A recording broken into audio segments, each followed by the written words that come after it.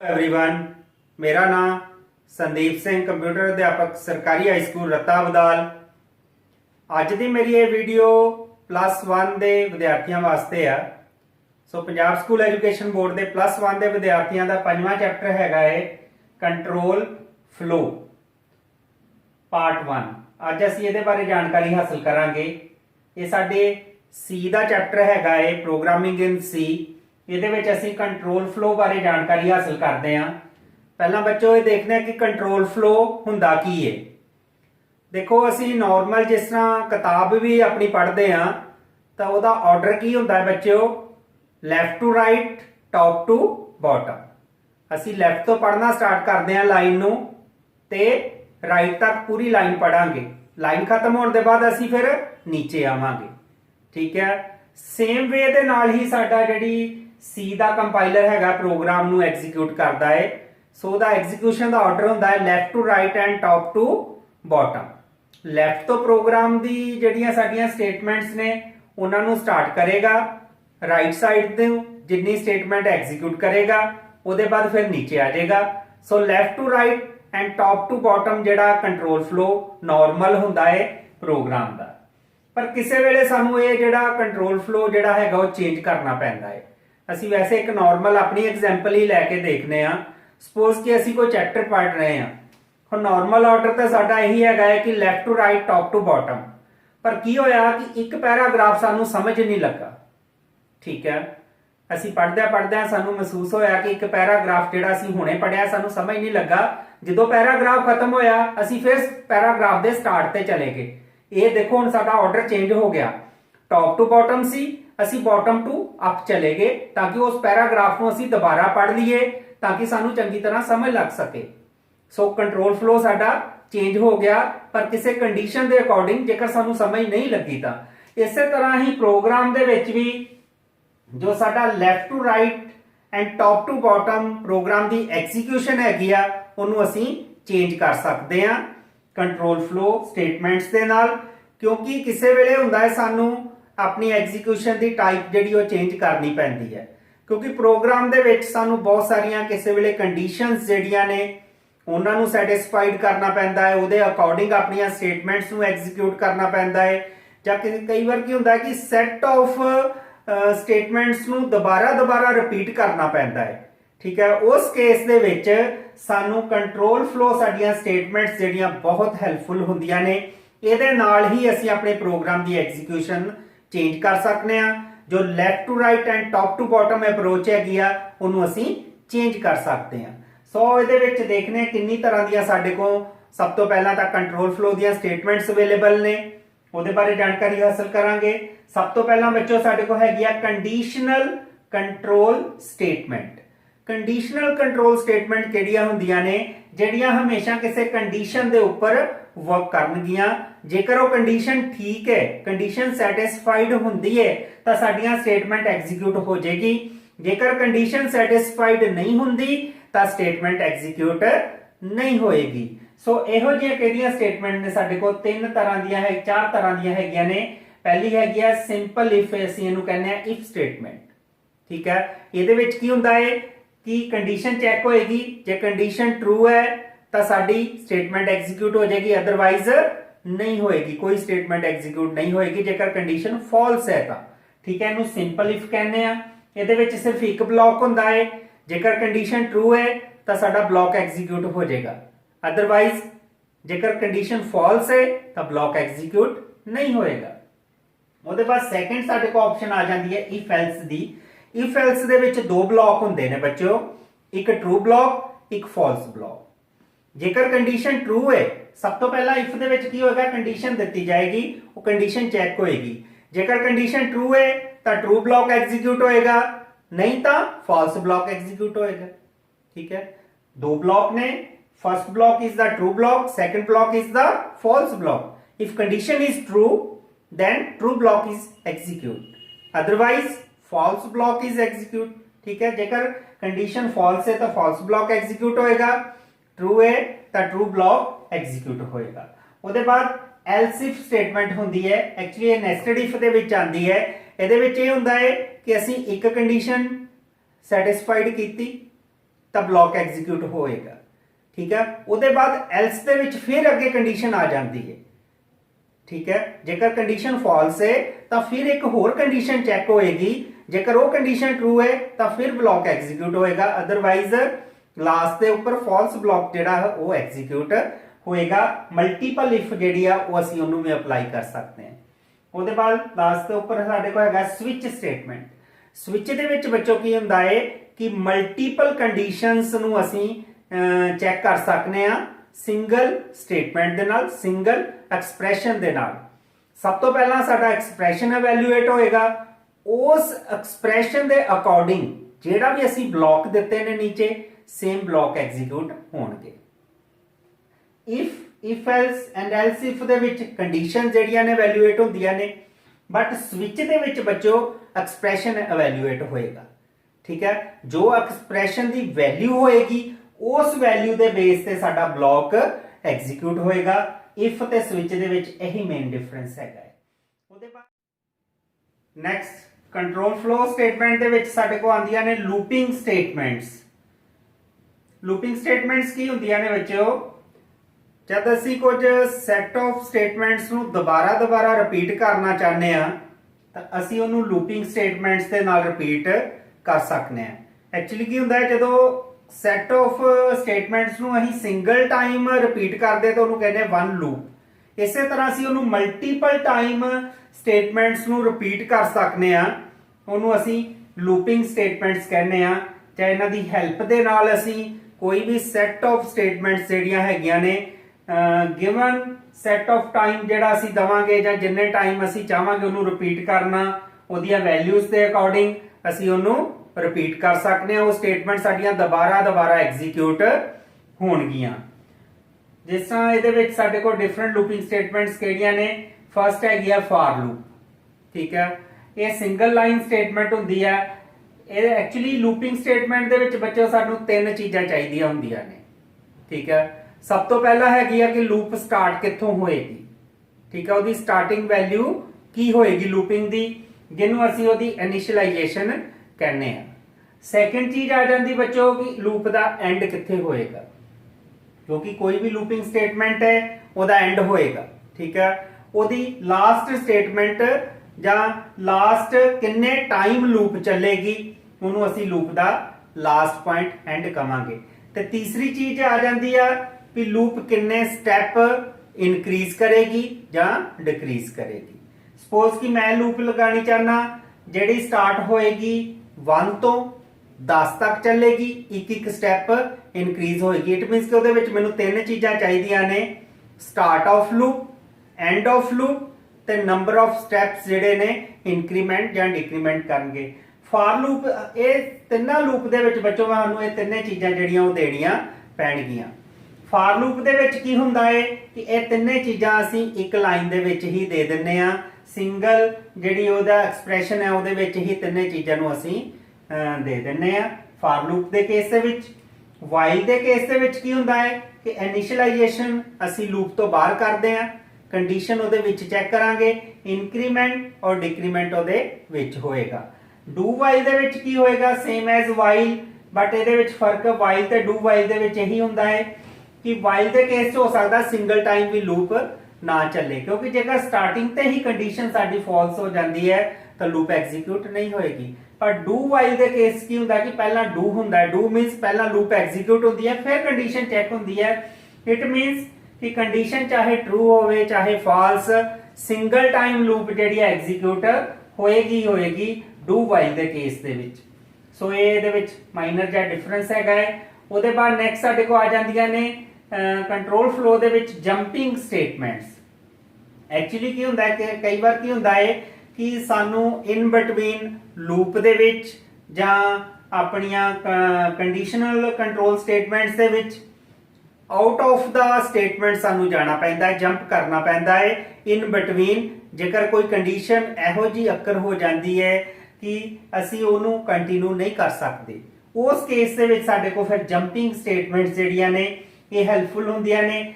ਤਿੰਨ ਸਾਡੇ ਕੋਲ ਜੰਪਿੰਗ ਸਟੇਟਮੈਂਟਸ ਹੈਗੀਆਂ ਨੇ, break, continue and go to. Break ਕੀ ਕਰੇਗੀ ਬੱਚੋ, ਬ੍ਰੇਕ ਜਿਹੜੀ ਹੈਗੀ ਆ ਸਪੋਜ਼ ਕਿ ਅਸੀਂ ਲੂਪਿੰਗ ਦੇ ਵਿੱਚ ਜਾਂ ਕਿਸੇ ਵੀ ਸਟੇਟਮੈਂਟ ਦੇ ਵਿੱਚ ਬ੍ਰੇਕ ਨੂੰ ਜੇਕਰ ਦਿੰਨੇ ਆ, ਬ੍ਰੇਕ ਦਾ ਮੀਨਸ ਹੈ ਐਂਡ ਆਫ ਸਟੇਟਮੈਂਟਸ। ਉਹ ਸਾਡੀ ਜਿਹੜੀ ਕਰੰਟ ਜਿਹੜੀ ਵੀ ਸਟੇਟਮੈਂਟ ਚੱਲਦੀ ਪਈ ਹੈ, ਚਾਹੇ ਉਹ ਲੂਪਿੰਗ ਹੈ ਕੁਝ ਵੀ ਹੈ, ਉਹਦੇ ਤੋਂ ਆਊਟ ਆਫ ਦਾ ਬਾਡੀ ਸਾਨੂੰ ਲੈ ਆਏਗੀ। ਉਹ ਜਿਹੜੀ ਸਾਡੀ ਸਟੇਟਮੈਂਟ ਖਤਮ ਹੋ ਜਾਏਗੀ ਬ੍ਰੇਕ ਦੇ ਕੇਸ ਦੇ ਵਿੱਚ। ਕੰਟੀਨਿਊ ਦੇ ਕੇਸ ਦੇ ਵਿੱਚ ਕੀ ਹੋਏਗਾ, ਇਹ ਸਿੰਗਲ ਵੈਲਿਊ ਨੂੰ ਸਕਿਪ ਕਰਦੀ ਹੈ, ਸਿਰਫ ਇੱਕ ਵੈਲਿਊ ਹੀ ਸਕਿਪ ਹੋਏਗੀ। ਰਿਮੇਨਿੰਗ ਜਿਹੜੀਆਂ ਵੈਲਿਊਜ਼ ਹੈਗੀਆਂ ਨੇ, ਚਾਹੇ ਉਹ ਲੂਪ ਦੀਆਂ ਹੋਣ ਜਾਂ ਕੋਈ ਹੋਰ ਕੰਡੀਸ਼ਨਸ ਨੂੰ ਸੈਟੀਸਫਾਈਡ ਕਰਦੀਆਂ ਹੋਣ, ਉਹ ਐਗਜ਼ੀਕਿਊਟ ਹੋਣਗੀਆਂ। ਬ੍ਰੇਕ ਦੇ ਕੇਸ ਦੇ ਵਿੱਚ ਸਟੇਟਮੈਂਟ ਖਤਮ ਹੋ ਜਾਏਗੀ। ਕੰਟੀਨਿਊ ਦੇ ਕੇਸ ਦੇ ਵਿੱਚ ਸਿਰਫ ਇੱਕ ਜਿਹੜਾ ਸਾਡਾ ਹੈਗਾ ਹੈ ਵੈਲਿਊ ਜਿਹੜੀ ਸਕਿਪ ਹੋਏਗੀ, ਰਿਮੇਨਿੰਗ ਜਿਹੜੀਆਂ ਕੰਟੀਨਿਊ ਹੋਣਗੀਆਂ। ਗੋ ਟੂ ਦੇ ਨਾਲ ਅਸੀਂ ਆਪਣਾ ਜਿਹੜਾ ਕੰਟਰੋਲ ਫਲੋ ਹੈਗਾ ਹੈ ਉਹਨੂੰ ਕਿਤੇ ਵੀ ਟ੍ਰਾਂਸਫਰ ਕਰ ਸਕਦੇ ਆ। ਗੋ ਟੂ ਦੇ ਅੱਗੇ ਲੇਬਲ ਦਵਾਂਗੇ, ਜਿੱਥੇ ਵੀ ਸਾਡਾ ਲੇਬਲ ਹੋਏਗਾ ਉੱਥੇ ਸਾਡੀ ਸਟੇਟਮੈਂਟ ਜਿਹੜਾ ਕੰਟਰੋਲ ਆ ਉਹ ਟ੍ਰਾਂਸਫਰ ਹੋ ਜਾਏਗਾ ਤੇ ਉਸ ਲੇਬਲ ਦੀਆਂ ਸਟੇਟਮੈਂਟ ਐਗਜ਼ੀਕਿਊਟ ਹੋ ਜਾਣਗੀਆਂ। ਸੋ ਇਹ ਤਿੰਨ ਤਰ੍ਹਾਂ ਦੀਆਂ ਜਿਹੜੀਆਂ ਜੰਪਿੰਗ ਸਟੇਟਮੈਂਟ ਅਸੀਂ ਯੂਜ਼ ਕਰਦੇ ਹਾਂ। ਆਓ ਸਭ ਤੋਂ ਪਹਿਲਾਂ ਬੱਚੋ ਅਸੀਂ ਦੇਖਨੇ ਆ ਕਿ ਜਿਹੜੀਆਂ ਸਾਡੀਆਂ ਕੰਡੀਸ਼ਨਲ ਕੰਟਰੋਲ ਸਟੇਟਮੈਂਟਸ ਜਿਹੜੀਆਂ ਉਹਨਾਂ ਨੂੰ ਅਸੀਂ ਕਿੱਦਾਂ ਅਪਲਾਈ ਕਰ ਸਕਦੇ ਆ। ਜਿਸ ਤਰ੍ਹਾਂ ਡਿਸੀਜਨ ਮੇਕਿੰਗ ਸਟੇਟਮੈਂਟ ਇਹਨਾਂ ਨੂੰ ਕਹਿੰਦੇ ਆ ਐਕਚੁਅਲੀ, ਕਿਉਂਕਿ ਇਹਦੇ ਨਾਲ ਅਸੀਂ ਕੋਈ ਡਿਸੀਜਨ ਲੈਣੇ ਆ ਕਿ ਕਿਹੜਾ ਸੈਟ ਆਫ ਬਲੌਕ ਐਗਜ਼ੀਕਿਊਟ ਹੋਏਗਾ ਜਾਂ ਕਿਹੜਾ ਸੈਟ ਆਫ ਬਲੌਕ ਐਗਜ਼ੀਕਿਊਟ ਨਹੀਂ ਹੋਏਗਾ। ਇਹਦੇ ਵਿੱਚ ਸਭ ਤੋਂ ਪਹਿਲਾਂ ਆ ਜਾਂਦੀ ਹੈ ਸਿੰਪਲ ਇਫ। ਸਿੰਪਲ ਇਫ ਦਾ ਬੱਚੋ ਦੇਖੋ ਸਿੰਟੈਕਸ ਕੀ ਹੁੰਦਾ ਹੈ। ਇਹਦੇ ਵਿੱਚ ਅਸੀਂ ਸਭ ਤੋਂ ਪਹਿਲਾਂ ਲਿਖਾਂਗੇ ਇਫ, ਉਹਦੇ ਬਾਅਦ ਬ੍ਰੈਕਟ ਦੇ ਵਿੱਚ ਆਏਗਾ ਐਕਸਪ੍ਰੈਸ਼ਨ ਤੇ ਨੈਕਸਟ ਫਿਰ ਆਉਣਗੀਆਂ ਸਾਡੀਆਂ ਸਟੇਟਮੈਂਟਸ। ਜੇਕਰ ਸਿੰਗਲ ਸਟੇਟਮੈਂਟ ਹੈਗੀ ਆ ਤਾਂ ਫਿਰ ਇਹ ਕਰਲੀ ਬ੍ਰੇਸ ਦੀ ਜ਼ਰੂਰਤ ਨਹੀਂ ਹੁੰਦੀ। ਜੇਕਰ ਇੱਕ ਤੋਂ ਜ਼ਿਆਦਾ ਸਟੇਟਮੈਂਟ ਨੂੰ ਅਸੀਂ ਐਜ਼ ਅ ਬਾਡੀ ਉਹਦੀ ਬਣਾਉਣਾ ਚਾਹੁੰਦੇ ਆ ਤਾਂ ਫਿਰ ਸਾਨੂੰ ਇਹ ਬ੍ਰੇਸਿਸ ਜਿਹੜੀਆਂ ਉਹ ਦੇਣੀਆਂ ਪੈਣਗੀਆਂ। ਠੀਕ ਹੈ, ਜਿਸ ਤਰ੍ਹਾਂ ਇਹਦੇ ਵਿੱਚ ਕੀ ਹੋਏਗਾ, ਇਫ ਸਭ ਤੋਂ ਪਹਿਲਾਂ ਐਕਸਪ੍ਰੈਸ਼ਨ ਇਵੈਲੂਏਟ ਹੋਏਗਾ। ਜੇਕਰ ਐਕਸਪ੍ਰੈਸ਼ਨ ਦੀ ਵੈਲਿਊ ਸਾਡੀ ਟਰੂ ਆਂਦੀ ਹੈ ਤਾਂ ਇਹ ਜਿਹੜੀ ਸਟੇਟਮੈਂਟ ਐਗਜ਼ੀਕਿਊਟ ਹੋ ਜਾਏਗੀ। ਜਿਹੜੀ ਸਾਡੀ ਇਫ ਦੀ ਬਾਡੀ ਹੈਗੀ ਆ, ਬਾਡੀ ਐਗਜ਼ੀਕਿਊਟ ਹੋ ਜਾਏਗੀ, ਅਦਰਵਾਈਜ਼ ਕੁਝ ਵੀ ਨਹੀਂ ਹੋਏਗਾ। ਠੀਕ ਹੈ, ਜੇਕਰ ਕੰਡੀਸ਼ਨ ਟਰੂ ਹੈ ਤਾਂ ਸਟੇਟਮੈਂਟ ਐਗਜ਼ੀਕਿਊਟ ਹੋਏਗੀ, ਨਹੀਂ ਤਾਂ ਕੁਝ ਵੀ ਨਹੀਂ ਹੋਏਗਾ। ਜੋ ਇਹਦੇ ਬਾਅਦ ਨੈਕਸਟ ਸਟੇਟਮੈਂਟ ਹੋਣਗੀਆਂ ਉਹ ਐਗਜ਼ੀਕਿਊਟ ਹੋਣਗੀਆਂ। ਉਹਦੇ ਬਾਅਦ ਸੈਕੰਡ ਸਾਡੇ ਕੋਲ ਆ ਜਾਂਦੀ ਹੈ if else. If else the expression ਕਿਸ ਤਰ੍ਹਾਂ ਅਸੀਂ ਦੇ ਸਕਦੇ ਹਾਂ, ਇਹਦਾ ਸਿੰਟੈਕਸ ਹੁੰਦਾ ਬੱਚੋ, ਸਭ ਤੋਂ ਪਹਿਲਾਂ ਅਸੀਂ ਇਫ ਦਵਾਂਗੇ, ਉਹਦੇ ਬਾਅਦ ਸਾਡਾ ਐਕਸਪ੍ਰੈਸ਼ਨ ਇਵੈਲੂਏਟ ਹੋਏਗਾ। ਐਕਸਪ੍ਰੈਸ਼ਨ ਦੇ ਬੇਸ ਤੇ ਹੀ ਸਾਡਾ ਜਿਹੜਾ ਬਲੌਕ ਆ ਉਹ ਐਗਜ਼ੀਕਿਊਟ ਹੋਏਗਾ। ਜੇਕਰ ਐਕਸਪ੍ਰੈਸ਼ਨ ਟਰੂ ਹੈ, ਠੀਕ ਹੈ, ਤਾਂ ਫਰਸਟ ਬਲੌਕ ਜਿਹੜਾ ਹੈਗਾ ਇਫ ਦੇ ਨੀਚੇ ਉਹ ਵਾਲਾ ਐਗਜ਼ੀਕਿਊਟ ਹੋਏਗਾ, ਜਿਹਨੂੰ ਅਸੀਂ ਇਹਦਾ ਟਰੂ ਬਲੌਕ ਕਹਿੰਦੇ ਆ। ਠੀਕ ਹੈ, ਪਰ ਜੇਕਰ ਐਕਸਪ੍ਰੈਸ਼ਨ ਸਾਡਾ ਫਾਲਸ ਹੈ ਤਾਂ ਫਿਰ ਕੀ ਹੋਏਗਾ, ਐਲਸ ਵਾਲਾ ਬਲੌਕ ਜਿਹੜਾ ਉਹ ਐਗਜ਼ੀਕਿਊਟ ਹੋਏਗਾ। ਇਟ ਮੀਨਸ ਇਹਨੂੰ ਅਸੀਂ ਫਾਲਸ ਬਲੌਕ ਕਵਾਂਗੇ। ਜੇਕਰ ਐਕਸਪ੍ਰੈਸ਼ਨ ਵੈਲੂਏਟ ਹੋਇਆ, ਐਕਸਪ੍ਰੈਸ਼ਨ ਟਰੂ ਹੈ ਤਾਂ ਫਰਸਟ ਬਲੌਕ ਜਿਹਨੂੰ ਟਰੂ ਬਲੌਕ ਕਵਾਂਗੇ ਉਹ ਐਗਜ਼ੀਕਿਊਟ ਹੋਏਗਾ। ਐਕਸਪ੍ਰੈਸ਼ਨ ਵੈਲੂਏਟ ਹੋਇਆ, ਜੇਕਰ ਐਕਸਪ੍ਰੈਸ਼ਨ ਫਾਲਸ ਹੈ ਤਾਂ ਐਲਸ ਵਾਲਾ ਬਲੌਕ ਜਿਹਨੂੰ ਅਸੀਂ ਫਾਲਸ ਬਲੌਕ ਕਹਿੰਦੇ ਆ ਫਿਰ ਉਹ ਐਗਜ਼ੀਕਿਊਟ ਹੋਏਗਾ। ਇਟ ਮੀਨਸ ਕਿ ਇਹਨਾਂ ਦੋਨਾਂ ਚੋਂ ਐਟ ਅ ਟਾਈਮ ਤੇ ਇੱਕ ਬਲੌਕ ਜਿਹੜਾ ਐਗਜ਼ੀਕਿਊਟ ਹੋਏਗਾ ਬੇਸਡ ਔਨ ਕੰਡੀਸ਼ਨ ਇਵੈਲੂਏਸ਼ਨ। ਜੇਕਰ ਕੰਡੀਸ਼ਨ ਟਰੂ ਹੈ ਤਾਂ ਟਰੂ ਬਲੌਕ, ਫਾਲਸ ਹੈ ਤਾਂ ਫਾਲਸ ਬਲੌਕ ਐਗਜ਼ੀਕਿਊਟ ਹੋਏਗਾ। ਉਹਦੇ ਬਾਅਦ ਨੈਕਸਟ ਸਾਡੇ ਕੋਲ ਬੱਚੋ ਆ ਜਾਂਦੀ ਹੈ ਨੈਸਟਡ ਇਫ। ਨੈਸਟਡ ਇਫ ਕੀ ਹੁੰਦੀ ਹੈ ਕਿ ਕਈ ਵਾਰ ਸਾਨੂੰ ਮਲਟੀਪਲ ਇਫ ਜਿਹੜੀਆਂ ਯੂਜ਼ ਕਰਨੀਆਂ ਪੈਂਦੀਆਂ ਹੈ। ਇਫ ਦੀ ਬਾਡੀ ਦੇ ਵਿੱਚ ਇੱਕ ਹੋਰ ਇਫ ਯੂਜ਼ ਕਰਨੀ ਪੈਂਦੀ ਹੈ। ਠੀਕ ਹੈ, ਜਦੋਂ ਵੀ ਇਫ ਦੀ ਬਾਡੀ ਦੇ ਵਿੱਚ ਇੱਕ ਹੋਰ ਅਸੀਂ ਇਫ ਯੂਜ਼ ਕਰਾਂਗੇ, ਉਹਦੀ ਬਾਡੀ ਦੇ ਵਿੱਚ ਫਿਰ ਇੱਕ ਹੋਰ ਇਫ ਯੂਜ਼ ਕਰਾਂਗੇ। ਇਹੋ ਜੀ ਸਿਚੁਏਸ਼ਨ ਦੇ ਵਿੱਚ ਅਸੀਂ ਜਿਹੜੀ ਇਫ ਕੰਡੀਸ਼ਨ ਯੂਜ਼ ਕਰਦੇ ਹਾਂ ਉਹਨੂੰ ਅਸੀਂ ਉਹਦੀ ਨੈਸਟਿੰਗ ਆਫ ਇਫ ਕਹਿੰਦੇ ਆ, ਯਾਨੀ ਕਿ ਮਲਟੀਪਲ ਇਫ ਜਿਹੜੀਆਂ ਅਸੀਂ ਉਹਨਾਂ ਨੂੰ ਯੂਜ਼ ਕਰ ਸਕਦੇ ਆ ਨੈਸਟਡ ਇਫ। ਉਹਦੇ ਬਾਅਦ ਨੈਕਸਟ ਬੱਚੋ ਸਾਡੇ ਕੋਲ ਆ ਜਾਂਦਾ ਸਵਿਚ। ਸਵਿਚ ਵੀ ਜਿਹੜਾ ਹੈਗਾ ਬੱਚੋ ਇਹ ਕੀ ਕਰਦਾ, ਸਾਡਾ ਕੰਡੀਸ਼ਨਲ ਕੰਟਰੋਲ ਸਟੇਟਮੈਂਟ ਹੈਗੀ ਹੈ। ਬਟ ਦੇਖੋ ਇਹ ਜਿਹੜਾ ਹੈਗਾ ਸਾਡਾ ਸਾਰਾ ਇਫ ਹੈਗੀ ਹੈ ਇਹ ਐਕਸਪ੍ਰੈਸ਼ਨ ਤੇ ਚੱਲਦੀ ਹੈ, ਇਵੈਲੂਏਸ਼ਨ ਆਫ ਐਕਸਪ੍ਰੈਸ਼ਨ। ਜੇਕਰ ਐਕਸਪ੍ਰੈਸ਼ਨ ਟਰੂ ਹੈ ਉਹਦੇ ਬੇਸ ਤੇ ਸਾਡੀ ਜਿਹੜੀ ਵੈਲਿਊ ਜਿਹੜੀ ਐਗਜ਼ੀਕਿਊਟ ਕਰੇਗਾ ਕਿ ਕਿਹੜਾ ਬਲੌਕ ਸਾਡਾ ਐਗਜ਼ੀਕਿਊਟ ਹੋਣਾ ਹੈ, ਟਰੂ ਬਲੌਕ ਐਗਜ਼ੀਕਿਊਟ ਹੋਣਾ ਹੈ ਜਾਂ ਫਾਲਸ ਬਲੌਕ ਐਗਜ਼ੀਕਿਊਟ ਹੋਣਾ ਹੈ। ਬਟ ਸਵਿਚ ਦੇ ਕੇਸ ਦੇ ਵਿੱਚ ਕੀ ਹੁੰਦਾ ਹੈ ਕਿ ਸਾਡੀ ਸਵਿਚ ਕੀ ਕਰਦਾ ਹੈ ਕਿ ਐਕਸਪ੍ਰੈਸ਼ਨ ਨੂੰ ਕੈਲਕੂਲੇਟ ਕਰਕੇ ਉਹਦੀ ਵੈਲਿਊ ਜੋ ਹੈਗੀ ਉਹਦੀ ਵੈਲਿਊ ਦੇ ਬੇਸ ਤੇ ਜਿਹੜਾ ਸਾਡਾ ਬਲੌਕ ਐਗਜ਼ੀਕਿਊਟ ਹੋਏਗਾ। ਐਕਚੁਅਲੀ ਇਹਦੇ ਵਿੱਚ ਮਲਟੀਪਲ ਕੇਸ ਹੁੰਦੇ ਨੇ, ਜਿੱਥੇ ਜ਼ਿਆਦਾ ਸਾਡੇ ਕੋਲ ਕੰਡੀਸ਼ਨਸ ਹੋ ਜਾਣ ਉਸ ਕੇਸ ਦੇ ਵਿੱਚ ਸਵਿਚ ਯੂਜ਼ ਕਰਨਾ ਜਿਹੜਾ ਉਹ ਬੈਟਰ ਹੋ ਜਾਂਦਾ ਹੈ। ਠੀਕ ਹੈ, ਸਵਿਚ ਕੀ ਕਰੇਗਾ, ਸਭ ਤੋਂ ਪਹਿਲਾਂ ਐਕਸਪ੍ਰੈਸ਼ਨ ਨੂੰ ਇਵੈਲੂਏਟ ਕਰੇਗਾ। ਇਸ ਐਕਸਪ੍ਰੈਸ਼ਨ ਦੀ ਜੋ ਵੀ ਵੈਲਿਊ ਆਂਦੀ ਹੈ ਇਹ ਨੀਚੇ ਅਸੀਂ ਕੇਸ एंड डिफरेंट ਜਿਹੜੀਆਂ ਵੈਲਿਊਜ਼ ਬਣਾਈਆਂ ਨੇ ਉਸ ਵੈਲਿਊਜ਼ ਦੇ ਬੇਸ ਤੇ ਸਾਡਾ ਜਿਹੜਾ ਬਲੌਕ ਐਗਜ਼ੀਕਿਊਟ ਹੋਏਗਾ। ਅਸੀਂ ਮਲਟੀਪਲ ਕੇਸ ਵੈਲਿਊ ਜਿਹੜੀ ਬਣਾ ਸਕਨੇ ਆ। ਇਹਦਾ ਸਿੰਟੈਕਸ ਹੁੰਦਾ ਹੈ ਪਹਿਲਾਂ ਸਵਿਚ, ਉਹਦੇ ਬਾਅਦ ਐਕਸਪ੍ਰੈਸ਼ਨ, ਫਿਰ ਆਏਗਾ ਕੇਸ ਵੈਲਿਊ 1। ਜੇਕਰ ਐਕਸਪ੍ਰੈਸ਼ਨ ਦੀ ਵੈਲਿਊ 1 ਦੇ ਵੱਲ ਮੈਚ ਕਰੇਗੀ ਤਾਂ ਸਾਡਾ ਜਿਹੜਾ ਫਸਟ ਬਲੌਕ ਐਗਜ਼ੀਕਿਊਟ ਹੋ ਜਾਏਗਾ। ਉਹਦੇ ਬਾਅਦ ਇਹਦੇ ਵਿੱਚ ਬ੍ਰੇਕ ਸਟੇਟਮੈਂਟ ਆਂਦੀ ਹੈ। ਬ੍ਰੇਕ ਦੇ ਨਾਲ ਬੱਚੋ ਕੀ ਹੁੰਦਾ ਹੈ ਕਿ ਇਹ ਸਾਡਾ ਜਿਹੜੀ ਬੋਡੀ, ਕਿਉਂਕਿ ਇੱਕ ਹੀ ਬਲੌਕ ਐਗਜ਼ੀਕਿਊਟ ਹੋਣਾ ਹੈ, ਉਹਦੇ ਬਾਅਦ ਆਊਟ ਆਫ ਦਾ ਅਸੀਂ ਬੋਡੀ ਆ ਜਾਾਂਗੇ। ਜੇਕਰ ਸਪੋਜ਼ ਅਸੀਂ 10 ਕੇਸ ਦਿੱਤੇ ਨੇ ਬੱਚੋ, 10 ਕੇਸ ਦੇ ਵਿੱਚੋਂ ਕੋਈ ਵੀ ਸਾਡਾ ਕੇਸ ਜਿਹੜਾ ਐਗਜ਼ੀਕਿਊਟ ਨਹੀਂ ਹੁੰਦਾ, ਕੋਈ ਐਕਸਪ੍ਰੈਸ਼ਨ ਦੀ ਜੋ ਸਾਡਾ ਕੈਲਕੂਲੇਸ਼ਨ ਆਈ ਹੈ ਉਹ ਕਿਸੇ ਵੀ ਕੇਸ ਦੇ ਨਾਲ ਮੈਚ ਨਹੀਂ ਹੁੰਦੀ, ਤਾਂ ਫਿਰ ਇੱਕ ਡਿਫਾਲਟ ਸਾਡੇ ਕੋਲ ਬਲੌਕ ਹੁੰਦਾ ਹੈ। ਅਸੀਂ ਡਿਫਾਲਟ ਬਲੌਕ ਜਿਹੜਾ ਹੈਗਾ ਉਹਨੂੰ ਐਗਜ਼ੀਕਿਊਟ ਕਰ ਸਕਨੇ ਆ। ਡਿਫਾਲਟ ਦੇ ਨਾਲ ਕੀ ਹੁੰਦਾ ਹੈ ਕਿ ਜਦ ਸਾਡੇ ਐਕਸਪ੍ਰੈਸ਼ਨ ਦੀ ਵੈਲਿਊ ਕਿਸੇ ਵੀ ਕੇਸ ਦੇ ਨਾਲ ਮੈਚ ਨਹੀਂ ਹੋਏਗੀ ਤਾਂ ਡਿਫਾਲਟ ਬਲੌਕ ਜਿਹੜਾ ਸਾਡਾ ਹੈਗਾ ਹੈ ਉਹਦੀਆਂ ਜਿਹੜੀਆਂ ਸਟੇਟਮੈਂਟਸ ਹੋਣਗੀਆਂ ਉਹ ਐਗਜ਼ੀਕਿਊਟ ਹੋਣਗੀਆਂ। ਬ੍ਰੇਕ, ਉਹਦੇ ਬਾਅਦ ਨੈਕਸਟ ਬੱਚੋ ਦੇਖੋ, ਜਿਸ ਤਰ੍ਹਾਂ ਬ੍ਰੇਕ ਅਸੀਂ ਇਹਦੇ ਵਿੱਚ ਹੀ ਬ੍ਰੇਕ ਯੂਜ਼ ਕਰਕੇ ਦੇਖੀਏ। ਬ੍ਰੇਕ ਕੀ ਕਰਦੀ ਹੈ, ਸਾਨੂੰ out of the body transfer ਕਰੇਗੀ। ਸਵਿਚ ਦੇ ਵਿੱਚੋਂ ਕਿਸੇ ਵੀ ਸਟੇਟਮੈਂਟ ਦੇ ਵਿੱਚੋਂ ਅਸੀਂ out of the body transfer ਹੋਣਾ ਹੈ ਤਾਂ ਅਸੀਂ ਬ੍ਰੇਕ ਸਟੇਟਮੈਂਟ ਜਿਹੜੀ ਉਹਨੂੰ ਯੂਜ਼ ਕਰ ਸਕਦੇ ਹਾਂ। ਉਹਦੇ ਬਾਅਦ ਨੈਕਸਟ ਕੰਟੀਨਿਊ ਦੇ ਨਾਲ ਬੱਚੋ ਕੀ ਹੁੰਦਾ ਹੈ, ਬ੍ਰੇਕ ਤੇ ਕੰਟੀਨਿਊ ਦੋਨੋਂ ਹੀ ਸਾਡੀਆਂ ਜਿਹੜੀਆਂ ਜੰਪਿੰਗ ਸਟੇਟਮੈਂਟ ਹੈਗੀਆਂ ਨੇ, ਬਟ ਇਹਦੇ ਚ ਡਿਫਰੈਂਸ ਕੀ ਹੈਗਾ ਹੈ, ਬ੍ਰੇਕ ਸਾਡੀ ਜਿਹੜੀ ਬੋਡੀ ਨੂੰ ਬ੍ਰੇਕ ਕਰ ਦੇਗੀ, ਜਿਹੜੀ ਵੀ ਸਟੇਟਮੈਂਟ ਅਸੀਂ ਯੂਜ਼ ਕਰ ਰਹੇ ਹਾਂ ਉਹਨੂੰ ਬ੍ਰੇਕ ਕਰ ਦੇਗੀ, ਬਟ ਕੰਟੀਨਿਊ ਕੀ ਕਰੇਗਾ, ਸਿਰਫ ਇੱਕ ਵੈਲਿਊ ਨੂੰ ਸਕਿਪ ਕਰੇਗੀ। ਸਪੋਜ਼ ਕਿ ਜੇਕਰ i ਦੀ ਵੈਲਿਊ 5 ਹੈ ਤਾਂ ਕੰਟੀਨਿਊ, ਇਟ ਮੀਨਸ ਜਦ i ਦੀ ਵੈਲਿਊ 5 ਹੋਏਗੀ ਕਿਸੇ ਵੀ ਬਲੌਕ ਦੇ ਵਿੱਚ ਤਾਂ ਉਹ ਸਾਡੀ ਇੱਕ ਵੈਲਿਊ ਨੂੰ ਕੰਟੀਨਿਊ ਕਰ ਦੇਗੀ। ਇਟ ਮੀਨਸ ਕਿ ਉਹਨੀਆਂ ਸਾਡੀ ਜਿਹੜੀ ਸਟੇਟਮੈਂਟ ਹੈ ਉਹਨੂੰ ਸਕਿਪ ਕਰ ਦੇਗੀ, ਬਟ ਨੈਕਸਟ ਵੈਲਿਊ ਜਿਹੜੀਆਂ ਇਵੈਲੂਏਟ ਹੋਣਗੀਆਂ i ਦੀਆਂ। ਬਟ ਜੇਕਰ ਅਸੀਂ ਇੱਥੇ ਬ੍ਰੇਕ ਲਗਾ ਦਿੰਦੇ ਤਾਂ ਬ੍ਰੇਕ ਨੇ ਕੀ ਕਰਨਾ ਸੀਗਾ ਕਿ ਪੂਰੇ ਦਾ ਪੂਰਾ ਸਾਡਾ ਬਲੌਕ ਹੀ ਖਤਮ ਕਰ ਦੇਣਾ ਸੀਗਾ। ਬਲੌਕ ਦੀਆਂ ਜਿਹੜੀਆਂ ਸਟੇਟਮੈਂਟਸ ਆ ਨੈਕਸਟ ਵੀ ਐਗਜ਼ੀਕਿਊਟ ਨਹੀਂ ਹੋਣੀਆਂ।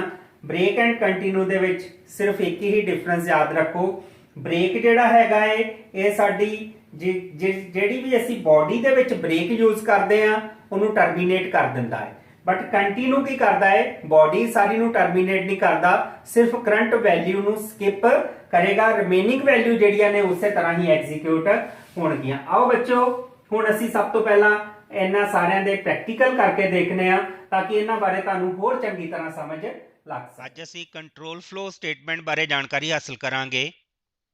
ਸੋ ਕੰਟਰੋਲ ਫਲੋ ਦੇ ਵਿੱਚ ਸਭ ਤੋਂ ਪਹਿਲਾਂ ਇਫ ਸਟੇਟਮੈਂਟ ਆਂਦੀ ਹੈ। ਸੋ ਇਫ ਸਟੇਟਮੈਂਟ ਦੇ ਪ੍ਰੋਗਰਾਮ ਦੇਖਦੇ ਹਾਂ। ਸਭ ਤੋਂ ਪਹਿਲਾ ਪ੍ਰੋਗਰਾਮ ਸਾਡਾ ਹੈਗਾ ਸਿੰਪਲ ਇਫ ਸਟੇਟਮੈਂਟ ਦਾ, ਜਿਹਦੇ ਵਿੱਚ ਅਸੀਂ ਕਿਸੇ ਵੀ ਦੋ ਨੰਬਰਾਂ ਵਿੱਚੋਂ ਵੱਡਾ ਨੰਬਰ ਜਿਹੜਾ ਫਾਈਂਡ ਆਊਟ ਕਰਾਂਗੇ। ਸੋ ਇਹਦੇ ਵਾਸਤੇ ਅਸੀਂ ਸਭ ਤੋਂ ਪਹਿਲਾਂ ਦੋ ਨੰਬਰ ਜਿਹੜੇ ਡਿਕਲੇਅਰ ਕੀਤੇ ਨੇ, ਇੰਟੀਜ਼ਰ ਟਾਈਪ ਹੈ n1 ਅਤੇ n2।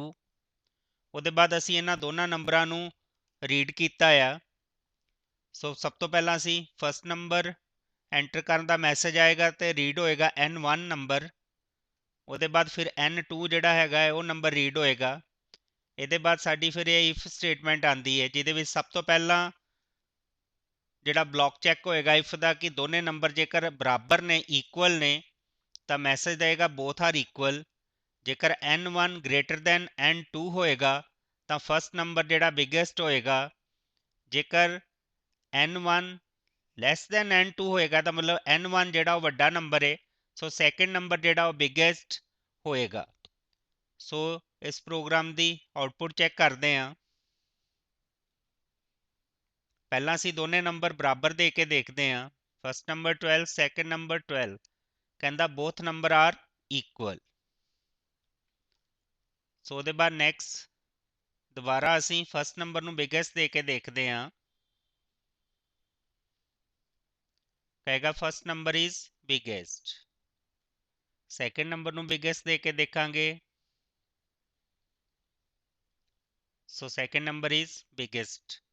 ਇਸ ਤਰ੍ਹਾਂ ਸਾਰੀਆਂ ਕੰਡੀਸ਼ਨ ਦੇ ਅਕੋਰਡਿੰਗ ਜਿਹੜਾ ਮੈਸੇਜ ਸਾਨੂੰ ਹੈਗਾ ਹੈ ਉਹ ਸ਼ੋ ਕਰਦਾ ਹੈ। ਇਹ ਸਾਡਾ ਸਿੰਪਲ ਇਫ ਦਾ ਪ੍ਰੋਗਰਾਮ ਹੈਗਾ ਹੈ। ਉਹਦੇ ਬਾਅਦ ਨੈਕਸਟ ਅਸੀਂ ਸੈਕਿੰਡ ਪ੍ਰੋਗਰਾਮ ਚੈੱਕ ਕਰਾਂਗੇ। ਇਹ ਪ੍ਰੋਗਰਾਮ ਅਸੀਂ ਸੇਮ ਪ੍ਰੋਗਰਾਮ ਨੂੰ ਇਫ ਐਲਸ ਸਟੇਟਮੈਂਟ ਦੇ ਨਾਲ ਬਣਾਵਾਂਗੇ। ਜਿਹਦੇ ਵਿੱਚ ਇਕੁਐਲਿਟੀ ਜਿਹੜੀ ਹੈ ਨਹੀਂ ਚੈੱਕ ਕਰੇਗਾ, ਪਰ ਦੋਨਾਂ ਨੰਬਰ ਚੋਂ ਬਿਗੇਸਟ ਜਿਹੜਾ ਹੈਗਾ ਉਹ ਦੱਸੇਗਾ। ਸੋ ਸੇਮ ਪ੍ਰੋਗਰਾਮ ਦੇ ਵਿੱਚ ਦੋ ਨੰਬਰ ਰੀਡ ਕਰ ਲਏ ਨੇ, n1 ਐਂਡ n2। ਨੀਚੇ ਉਹਦੇ ਵਿੱਚ ਸਾਨੂੰ 3 ਇਫ ਯੂਜ਼ ਕਰਨੀਆਂ ਪਈਆਂ ਸੀ, ਇਹਦੇ ਵਿੱਚ ਅਸੀਂ ਇੱਕ ਇਫ ਦੇ ਨਾਲ ਹੀ ਜਿਹੜਾ ਸਾਰਾ ਪ੍ਰੋਗਰਾਮ ਬਣਾਵਾਂਗੇ। ਸਭ ਤੋਂ ਪਹਿਲਾਂ ਕੰਡੀਸ਼ਨ ਚੈੱਕ ਹੋਏਗੀ, if n1 is greater than n2। ਜੇਕਰ n1 ਗ੍ਰੇਟਰ ਦੈਨ n2 ਹੋਏਗਾ ਤਾਂ ਸਾਨੂੰ ਮੈਸੇਜ ਆ ਜਾਏਗਾ ਫਸਟ ਨੰਬਰ ਇਜ਼ ਬਿਗੇਸਟ, ਕਿਉਂਕਿ ਇਹ ਸਾਡੀ ਕੰਡੀਸ਼ਨ ਟਰੂ ਦਾ ਫਸਟ ਪਾਰਟ ਹੈਗਾ ਏ। ਜੇਕਰ ਕੰਡੀਸ਼ਨ ਫਾਲਸ ਹੋਏਗੀ ਤਾਂ ਐਲਸ ਵਾਲਾ ਪਾਰਟ ਸਾਡਾ ਜਿਹੜਾ ਐਗਜ਼ੀਕਿਊਟ ਹੋਏਗਾ, ਫਿਰ ਪ੍ਰਿੰਟ ਕਰੇਗਾ ਸੈਕੰਡ ਨੰਬਰ ਇਜ਼ ਬਿਗੇਸਟ। ਠੀਕ ਹੈ, ਸਭ ਤੋਂ ਪਹਿਲਾਂ ਕੰਡੀਸ਼ਨ ਚੈੱਕ ਹੋਏਗੀ n1 ਗ੍ਰੇਟਰ ਦੈਨ n2। ਜੇਕਰ ਕੰਡੀਸ਼ਨ ਟਰੂ ਹੈ ਤਾਂ ਫਸਟ ਪਾਰਟ ਐਗਜ਼ੀਕਿਊਟ ਹੋਏਗਾ, ਜੇਕਰ ਕੰਡੀਸ਼ਨ ਫਾਲਸ ਹੈ ਤਾਂ ਐਲਸ ਵਾਲਾ ਪਾਰਟ ਸਾਡਾ ਐਗਜ਼ੀਕਿਊਟ ਹੋਏਗਾ। ਆਓ ਇਸ ਪ੍ਰੋਗਰਾਮ ਨੂੰ ਚਲਾ ਕੇ ਦੇਖਦੇ ਹਾਂ। ਸੋ ਕੋਈ ਅਸੀਂ ਇਨਪੁਟ ਦਵਾਂਗੇ, ਇਹਦੇ ਵਿੱਚ ਹੁਣ ਅਸੀਂ ਸੈਕਿੰਡ ਨੰਬਰ ਨੂੰ ਬਿਗੇਸਟ ਦਿੱਤਾ ਹੈ ਤਾਂ ਕਹੇਗਾ ਸੈਕਿੰਡ ਨੰਬਰ ਇਜ਼ ਬਿਗੇਸਟ। ਹੁਣ ਅਸੀਂ ਫਸਟ ਨੰਬਰ ਨੂੰ ਬਿਗੇਸਟ ਦਿੱਤਾ ਹੈ, ਫਸਟ ਨੰਬਰ ਇਜ਼ ਬਿਗੇਸਟ। ਜੇਕਰ ਕੰਡੀਸ਼ਨ ਟਰੂ ਹੈ ਤਾਂ ਫਸਟ ਪਾਰਟ ਐਗਜ਼ੀਕਿਊਟ ਹੋਏਗਾ, ਕੰਡੀਸ਼ਨ ਫਾਲਸ ਹੈ ਤਾਂ ਸੈਕਿੰਡ ਪਾਰਟ ਐਗਜ਼ੀਕਿਊਟ ਹੋਏਗਾ। ਨੈਕਸਟ ਪ੍ਰੋਗਰਾਮ ਦੇਖਦੇ ਹਾਂ।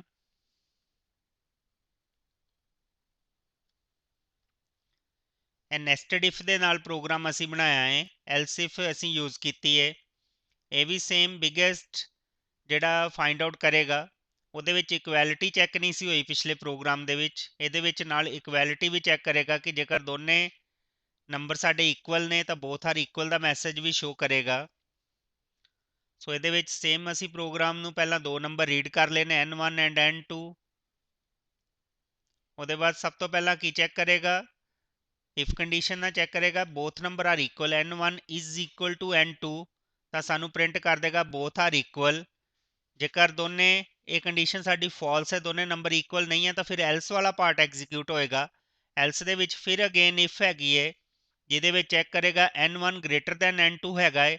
ਜੇਕਰ n1 is greater than n2 ਹੈ ਤਾਂ ਫਸਟ ਨੰਬਰ ਨੂੰ ਬਿਗੇਸਟ ਕਹੇਗਾ, ਨਹੀਂ ਤਾਂ ਫਿਰ ਸੈਕਿੰਡ ਨੰਬਰ ਨੂੰ ਬਿਗੇਸਟ ਕਹੇਗਾ। ਇਹ ਮਾਈਨਰ ਐਲਸ ਪਾਰਟ ਹੈਗਾ ਇਫ ਦਾ। ਸੋ ਇਸ ਪ੍ਰੋਗਰਾਮ ਨੂੰ ਐਗਜ਼ੀਕਿਊਟ ਕਰਕੇ ਦੇਖਦੇ ਹਾਂ।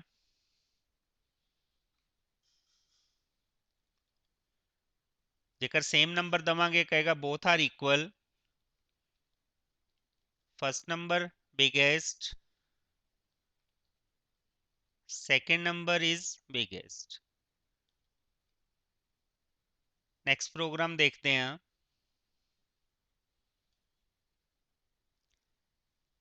ਇਹ ਪ੍ਰੋਗਰਾਮ ਸਾਡੇ ਕੋਲ ਹੈਗਾ ਇਫ ਐਲ ਸਟੇਟਮੈਂਟ ਦੇ ਨਾਲ ਹੈ, ਔਡ ਔਰ ਈਵਨ ਨੰਬਰ ਚੈੱਕ ਕਰੇਗਾ ਕਿ ਅਸੀਂ ਜੋ ਨੰਬਰ ਐਂਟਰ ਕਰ ਰਹੇ ਹਾਂ ਨੰਬਰ ਔਡ ਹੈਗਾ ਹੈ ਜਾਂ ਈਵਨ ਹੈਗਾ ਹੈ। ਸੋ ਇਹਦੇ ਲਈ ਸਾਡੇ ਕੋਲ ਇੱਕ ਹੀ ਨੰਬਰ ਅਸੀਂ ਰੀਡ ਕੀਤਾ ਹੈ, ਵੇਰੀਏਬਲ n ਜੋ m ਅਸੀਂ ਉਹਦਾ ਨੇਮ ਲਿਆ ਹੈ। ਸੋ ਇੱਥੇ ਅਸੀਂ ਇਹਨੂੰ ਵੇਰੀਏਬਲ ਨੂੰ ਰੀਡ ਕਰ ਲਿਆ ਹੈ ਸਕੈਨਐਫ ਸਟੇਟਮੈਂਟ ਦੇ ਨਾਲ। ਸੋ ਨੀਚੇ ਸਾਡੀ ਇਫ ਕੰਡੀਸ਼ਨ ਲਗਾਈ ਹੈ ਕੰਟਰੋਲ ਫਲੋ ਦੇ ਵਿੱਚ। ਇਹਦੇ ਵਿੱਚ ਕੀ ਹੋਏਗਾ, ਕੋਈ ਵੀ ਨੰਬਰ ਈਵਨ ਕਦੋਂ ਹੋਏਗਾ, ਜਦੋਂ ਅਸੀਂ ਉਹਨੂੰ 2 ਦੇ ਨਾਲ ਡਿਵਾਈਡ ਕਰਾਂਗੇ ਤਾਂ ਰਿਮਾਈਂਡਰ 0 ਬਚੇਗਾ। ਸੋ ਇੱਥੇ ਅਸੀਂ ਮਾਡੂਲਸ ਜਿਹੜਾ ਆਪਰੇਟਰ ਹੈਗਾ ਉਹਨੂੰ ਯੂਜ਼ ਕੀਤਾ ਹੈ।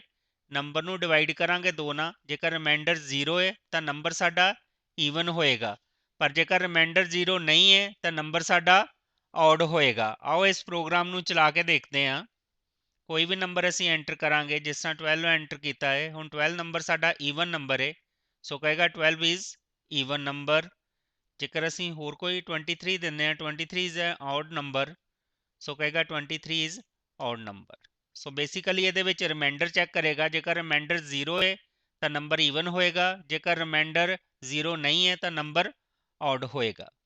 ਨੈਕਸਟ ਪ੍ਰੋਗਰਾਮ ਦੇਖਦੇ ਹਾਂ।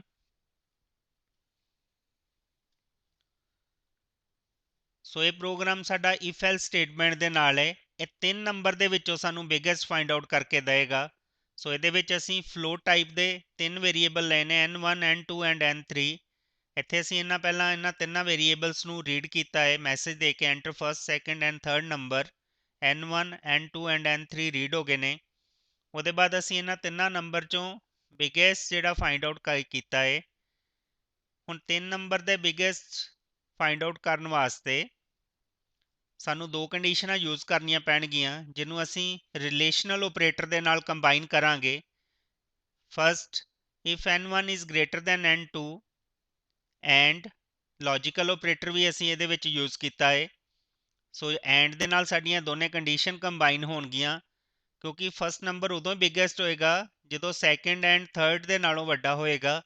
So first condition n1 greater than n2, logical and use ਕੀਤਾ ਹੈ n1 greater then n3। It means ਜੇਕਰ ਦੋਨੇ ਕੰਡੀਸ਼ਨ ਟਰੂ ਹੈ ਤਾਂ ਸਾਡਾ ਫਸਟ ਨੰਬਰ n1 ਜਿਹੜਾ ਉਹ ਬਿਗੇਸਟ ਹੋਏਗਾ, ਨਹੀਂ ਤਾਂ ਫਿਰ ਸੈਕਿੰਡ ਕੰਡੀਸ਼ਨ ਚੈੱਕ ਹੋਏਗੀ n2 greater then n1 and n2 greater then n3। It means ਕਿ ਸਾਡਾ n2 ਜਿਹੜਾ ਉਹ ਬਿਗੇਸਟ ਹੋਏਗਾ, ਨਹੀਂ ਤੇ ਲਾਸਟ ਵਾਲਾ ਫਿਰ n3 ਜਿਹੜਾ ਉਹ ਬਿਗੇਸਟ ਨੰਬਰ ਹੋਏਗਾ।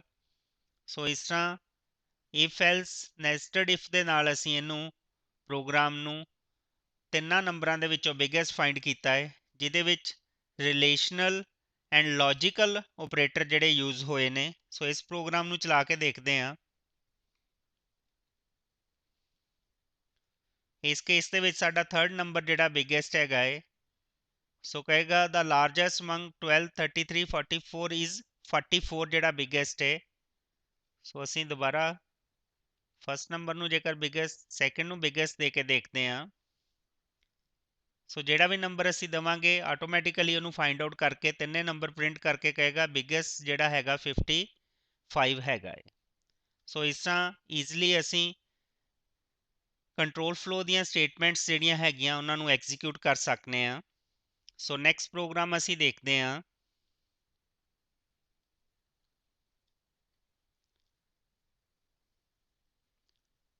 ਇਫ ਸਟੇਟਮੈਂਟ ਦਾ ਪ੍ਰੋਗਰਾਮ ਹੈਗਾ ਹੈ, ਕੈਲਕੂਲੇਟ ਕਰੇਗਾ ratio of number if ratio greater then 0। ਜੇਕਰ ਰੇਸ਼ੋ ਸਾਡੀ ਗ੍ਰੇਟਰ ਦੈਨ 0 ਹੋਏਗੀ ਤਾਂ ਕੀ ਕਰੇਗਾ, ਵੈਲਿਊਜ਼ ਨੂੰ ਐਕਸਚੇਂਜ ਕਰੇਗਾ।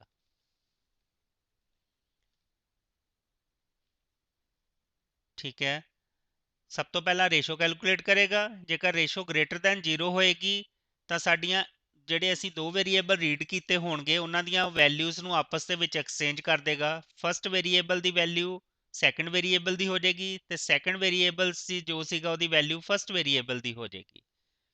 ਸੋ ਇਹਦੇ ਵਾਸਤੇ ਅਸੀਂ 3-4 ਵੇਰੀਏਬਲ ਯੂਜ਼ ਕੀਤੇ ਨੇ, n1 n2 temp and ratio.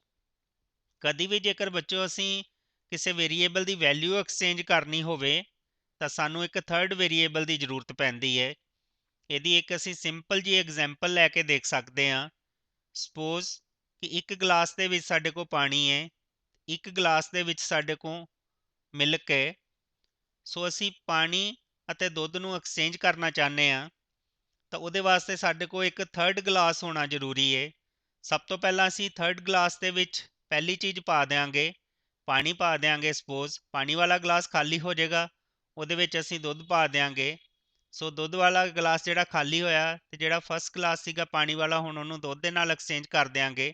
So automatically ਦੋਨੇ ਗਲਾਸ ਦੀਆਂ ਜਿਹੜੀਆਂ ਹੈਗਾ ਸੀ ਉਹ ਐਕਸਚੇਂਜ ਹੋ ਗਿਆ ਹੈ। ਬਟ ਇਹਦੇ ਲਈ ਸਾਨੂੰ ਇੱਕ ਥਰਡ ਖਾਲੀ ਗਲਾਸ ਚਾਹੀਦਾ ਹੈ। ਸੋ ਟੈਂਪ ਜਿਹੜਾ ਵੇਰੀਏਬਲ ਸਾਡਾ ਸਿੰਪਲ ਸਮਝੋ ਇੱਕ ਖਾਲੀ ਗਲਾਸ ਹੈ, ਅਸੀਂ ਪਹਿਲਾਂ ਫਸਟ ਵੇਰੀਏਬਲ ਦੀ ਵੈਲਿਊ ਟੈਂਪ 'ਚ ਪਾ ਦਾਂਗੇ, ਉਹਦੇ ਬਾਅਦ ਸੈਕੰਡ ਵੇਰੀਏਬਲ ਦੀ ਵੈਲਿਊ ਫਸਟ 'ਚ ਪਾ ਦਾਂਗੇ ਤੇ ਉਹਦੇ ਬਾਅਦ ਸਾਡੀ ਜੋ ਟੈਂਪ ਦੀ ਵੈਲਿਊ ਸੀਗੀ ਉਹਨੂੰ ਅਸੀਂ ਸੈਕੰਡ ਵੇਰੀਏਬਲ 'ਚ ਪਾ ਦਾਂਗੇ, ਜਿਹਦੇ ਨਾਲ ਸਾਡੀਆਂ ਵੈਲਿਊ ਜਿਹੜੀਆਂ ਐਕਸਚੇਂਜ ਹੋ ਜਾਣਗੀਆਂ। ਸੋ ਹਮੇਸ਼ਾ ਜਦੋਂ ਵੀ ਕੋਈ ਵੈਲਿਊ ਐਕਸਚੇਂਜ ਕਰਨੀ ਹੁੰਦੀ ਹੈ ਇੱਕ ਥਰਡ ਵੇਰੀਏਬਲ ਜਿਹੜਾ ਸਾਨੂੰ ਚਾਹੀਦਾ ਹੁੰਦਾ ਹੈ। ਸੋ ਇਹਦੇ 'ਚ ਅਸੀਂ ਸਭ ਤੋਂ ਪਹਿਲਾਂ ਦੋਨੇ ਵੇਰੀਏਬਲਸ ਨੂੰ ਰੀਡ ਕੀਤਾ ਹੈ, n1 ਅਤੇ n2 ਨੂੰ, ਉਹਦੀ ਰੇਸ਼ੋ ਫਾਈਂਡ ਆਊਟ ਕੀਤੀ ਹੈ, n1 ਡਿਵਾਈਡ ਕੀਤਾ n2 ਨੂੰ। ਜੇਕਰ ਰੇਸ਼ੋ ਗ੍ਰੇਟਰ ਦੈਨ 0 ਹੈ ਤਾਂ ਇਹ ਦੇਖੋ ਬੱਚੋ ਵੈਲਿਊ ਐਕਸਚੇਂਜ ਹੋ ਰਹੀਆਂ ਨੇ। ਟੈਂਪ ਦੇ ਵਿੱਚ ਅਸੀਂ n1 ਪਾ ਦਿੱਤਾ ਹੈ, ਉਹਦੇ ਬਾਅਦ n1 ਦੇ ਵਿੱਚ n2 ਪਾ ਦਿੱਤਾ ਹੈ, n2 ਦੇ ਵਿੱਚ ਟੈਂਪ ਪਾ ਦਿੱਤਾ ਹੈ ਜੋ ਕਿ n1 ਦੀ ਵੈਲਿਊ ਸੀ, ਤਾਂ ਆਟੋਮੈਟਿਕਲੀ ਸਾਡੀਆਂ ਵੈਲਿਊ ਜਿਹੜੀਆਂ ਐਕਸਚੇਂਜ ਹੋ ਜਾਣਗੀਆਂ। ਉਹਦੇ ਬਾਅਦ ਅਸੀਂ ਇਹਨਾਂ ਤਿੰਨਾਂ ਵੈਲਿਊਜ਼ ਨੂੰ ਪ੍ਰਿੰਟ ਕਰਤਾ ਹੈ। ਸੋ ਇਸ ਪ੍ਰੋਗਰਾਮ ਨੂੰ ਚਲਾ ਕੇ ਦੇਖਦੇ ਹਾਂ। n1 ਦੀ ਵੈਲਿਊ ਅਸੀਂ 23 ਲਈ ਹੈ, ਸੋ n2 ਦੀ ਵੈਲਿਊ ਅਸੀਂ 45 ਲਈ ਹੈ। ਹੁਣ ਕੀ ਹੈ ਕਿ ਸਾਡੀ ਰੇਸ਼ੋ ਗ੍ਰੇਟਰ ਦੈਨ 0 ਹੈ। ਸੋ ਦੇਖੋ n1 ਦੀ ਵਿੱਚੋਂ ਵੈਲਿਊ 45 ਹੋ ਗਈ ਹੈ ਜੋ ਕਿ ਸਾਡੀ n2 ਦੀ ਵੈਲਿਊ ਸੀਗੀ, ਐਂਡ n2 ਦੀ ਵੈਲਿਊ 23 ਹੋ ਗਈ ਹੈ ਜੋ ਕਿ n1 ਦੀ ਵੈਲਿਊ ਸੀ। ਸੋ ਵੈਲਿਊ ਐਕਸਚੇਂਜ ਹੋ ਗਈਆਂ ਨੇ। ਸੋ ਇਸ ਤਰ੍ਹਾਂ ਅਸੀਂ ਇਹ ਡਿਫਰੈਂਟ ਕੰਟਰੋਲ ਫਲੋ ਦੇ ਜਿਹੜੇ ਪ੍ਰੋਗਰਾਮ ਹੈਗੇ ਉਹਨਾਂ ਨੂੰ ਰਨ ਕਰ ਸਕਦੇ ਹਾਂ। ਨੈਕਸਟ ਪ੍ਰੋਗਰਾਮ ਸਾਡੇ ਕੋਲ ਇਫ ਐਲਸ ਦੇ ਵਿੱਚ ਹੈਗਾ, ਜਿਸ ਵਿੱਚ ਅਸੀਂ ਗ੍ਰੇਡ ਆਫ ਸਟੂਡੈਂਟਸ ਪਤਾ ਕਰਾਂਗੇ। ਇਹਦੇ ਵਿੱਚ ਸਾਨੂੰ ਮਲਟੀਪਲ ਇਫ ਸਟੇਟਮੈਂਟ ਯੂਜ਼ ਕਰਨੀਆਂ ਪੈਣਗੀਆਂ। ਨੈਸਟਡ ਇਫ ਦੀ ਐਗਜ਼ਾਮਪਲ ਹੈਗੀ ਹੈ। ਸੋ ਇਸ ਪ੍ਰੋਗਰਾਮ ਨੂੰ ਦੇਖਦੇ ਹਾਂ। ਸੋ ਜਿੱਥੇ ਕਈ ਵਾਰ ਬਹੁਤ ਜ਼ਿਆਦਾ ਸਾਨੂੰ ਕੰਡੀਸ਼ਨ ਚੈੱਕ ਕਰਨੀਆਂ ਪੈਂਦੀਆਂ ਨੇ, ਉਸ ਕੇਸ ਦੇ ਵਿੱਚ ਸਵਿਚ ਸਟੇਟਮੈਂਟ ਦੇ ਨਾਲ ਪ੍ਰੋਗਰਾਮ ਥੋੜ੍ਹਾ ਜਿਹਾ ਈਜ਼ੀ ਹੋ ਜਾਂਦਾ ਹੈ। ਸੇਮ ਪ੍ਰੋਗਰਾਮ ਨੂੰ ਬਾਅਦ 'ਚ ਅਸੀਂ ਸਵਿਚ ਸਟੇਟਮੈਂਟ ਦੇ ਨਾਲ ਵੀ ਬਣਾ ਕੇ ਦੇਖਾਂਗੇ। ਸਭ ਤੋਂ ਪਹਿਲਾਂ ਗ੍ਰੇਡ ਆਫ ਸਟੂਡੈਂਟ ਪਤਾ ਕਰਾਂਗੇ ਇਫ ਐਲਸ ਸਟੇਟਮੈਂਟ ਦੇ ਨਾਲ। ਇਹਦੇ 'ਚ ਅਸੀਂ ਫਲੋਟ ਵੇਰੀਏਬਲ ਲਿਆ ਹੈ ਪਰਸੈਂਟੇਜ, ਤੇ ਕਰੈਕਟਰ ਵੇਰੀਏਬਲ ਲਿਆ ਹੈ ਗ੍ਰੇਡ। ਸੋ ਪਰਸੈਂਟੇਜ ਦੇ ਬੇਸ ਤੇ ਅਸੀਂ ਗ੍ਰੇਡ ਫਾਈਂਡ ਆਊਟ ਕਰਾਂਗੇ। ਸਭ ਤੋਂ ਪਹਿਲਾਂ ਅਸੀਂ ਪਰਸੈਂਟੇਜ ਆਫ ਸਟੂਡੈਂਟ ਜਿਹੜੀ ਰੀਡ ਕੀਤੀ ਹੈ, ਸੋ ਜੇਕਰ ਪਰਸੈਂਟੇਜ ਗ੍ਰੇਟਰ ਦੈਨ ਔਰ ਇਕੁਅਲ ਟੂ 80 ਹੋਵੇ ਤਾਂ ਅਸੀਂ ਗ੍ਰੇਡ A ਮੰਨਾਂਗੇ। ਜੇਕਰ ਪਰਸੈਂਟੇਜ ਦੀ ਵੈਲਿਊ 80 ਤੋਂ ਘੱਟ ਪਰ ਪਰਸੈਂਟੇਜ ਦੀ ਵੈਲਿਊ 60 ਤੋਂ ਜ਼ਿਆਦਾ ਜਾਂ ਇਕੁਅਲ ਹੈ ਤਾਂ ਅਸੀਂ ਗ੍ਰੇਡ B ਮੰਨਾਂਗੇ। ਇਹਦੇ ਵਿੱਚ ਅਸੀਂ ਲੌਜੀਕਲ ਐਂਡ ਓਪਰੇਟਰ ਯੂਜ਼ ਕੀਤਾ ਹੈ। ਉਹਦੇ ਬਾਅਦ ਨੈਕਸਟ ਫਿਰ ਇਫ ਸਟੇਟਮੈਂਟ ਚੈੱਕ ਹੋਏਗੀ। ਜੇਕਰ ਪਰਸੈਂਟੇਜ 60 ਤੋਂ ਘੱਟ ਪਰ 40 ਤੋਂ ਜ਼ਿਆਦਾ ਤਾਂ ਗ੍ਰੇਡ C ਹੋਏਗਾ। ਜੇਕਰ ਪਰਸੈਂਟੇਜ 40 ਤੋਂ ਵੀ ਘੱਟ ਹੈ ਤਾਂ ਅਸੀਂ ਗ੍ਰੇਡ D ਮੰਨਾਂਗੇ। ਸੋ ਇਸ ਤਰ੍ਹਾਂ ਸਾਨੂੰ ਇਹ ਗ੍ਰੇਡ ਫਾਈਂਡ ਆਊਟ ਕਰਕੇ ਦੇਵੇਗਾ। ਸੋ ਇਹਦੇ ਵਿੱਚ ਇਹ ਸਾਡੀ ਮੇਜਰ ਇਫ ਸਟੇਟਮੈਂਟ ਹੈ। ਇਹਦੇ ਵਿੱਚ ਫਿਰ ਅਸੀਂ ਐਲਸ ਦੇ ਵਿੱਚ ਇਫ ਸਟੇਟਮੈਂਟ ਯੂਜ਼ ਕੀਤੀ ਹੈ, ਜਿਹੜੀ ਮਾਈਨਰ ਇਫ ਹੈ। ਉਸ ਇਫ ਦੇ ਵਿੱਚ ਫਿਰ ਅੱਗੇ ਇੱਕ ਹੋਰ ਮਾਈਨਰ ਇਫ ਸਟੇਟਮੈਂਟ ਯੂਜ਼ ਕੀਤੀ ਹੈ। ਸੋ ਮਲਟੀਪਲ ਇਫ ਸਟੇਟਮੈਂਟ ਹੋ ਗਈਆਂ ਨੇ, ਜਿਹਦੇ ਨਾਲ ਸਾਡੇ ਪ੍ਰੋਗਰਾਮ ਦੀ ਕੰਪਲੈਕਸਿਟੀ ਜਿਹੜੀ ਹਾਈ ਹੋ ਜਾਏਗੀ। ਸੋ ਇਹੋ ਜਿਹੇ ਕੇਸ ਦੇ ਵਿੱਚ ਅਸੀਂ ਸਵਿਚ ਸਟੇਟਮੈਂਟ ਵੀ ਯੂਜ਼ ਕਰ ਸਕਦੇ ਹਾਂ। ਪਰ ਆਓ ਪਹਿਲਾਂ ਅਸੀਂ ਇਸ ਪ੍ਰੋਗਰਾਮ ਦੀ ਆਉਟਪੁੱਟ ਚੈੱਕ ਕਰਾਂਗੇ। ਇਹਦੇ ਬਾਅਦ ਲਾਸਟ 'ਤੇ ਅਸੀਂ ਆਪਣੇ ਗ੍ਰੇਡ ਨੂੰ ਪ੍ਰਿੰਟ ਕਰਵਾ ਦਿਆਂਗੇ ਪਰਸੈਂਟੇਜ ਦੇ ਬੇਸ 'ਤੇ। ਜਿੰਨੀ ਵੀ ਪਰਸੈਂਟੇਜ ਹੋਏਗੀ ਉਹਦੇ ਹਿਸਾਬ ਨਾਲ ਸਾਡਾ ਗ੍ਰੇਡ ਪ੍ਰਿੰਟ ਆਊਟ ਕਰੇਗਾ। ਜੇਕਰ ਅਸੀਂ ਪਰਸੈਂਟੇਜ 80 ਤੋਂ ਜ਼ਿਆਦਾ ਦਿੰਦੇ ਹਾਂ ਤਾਂ ਗ੍ਰੇਡ A ਕਹੇਗਾ। ਜੇਕਰ ਪਰਸੈਂਟੇਜ 60 ਤੋਂ ਅਬਵ ਹੈ ਗ੍ਰੇਡ B, ਜੇਕਰ 50 ਤੋਂ ਅਬਵ ਹੈ ਗ੍ਰੇਡ C,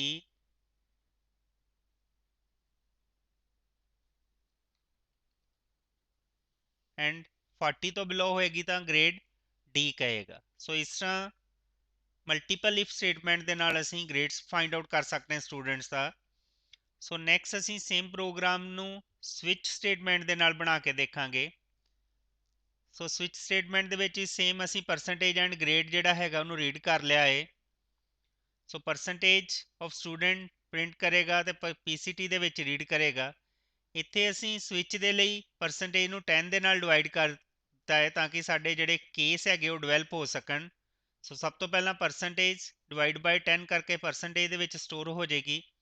ਜੇਕਰ ਕੇਸ 9 ਔਰ 8 ਹੋਏਗਾ, ਇਟ ਮੀਨਸ 90 ਔਰ 80 ਦੇ ਬਿਟਵੀਨ ਵੈਲਿਊ ਹੋਏਗੀ ਤਾਂ ਗ੍ਰੇਡ A ਹੋਏਗਾ।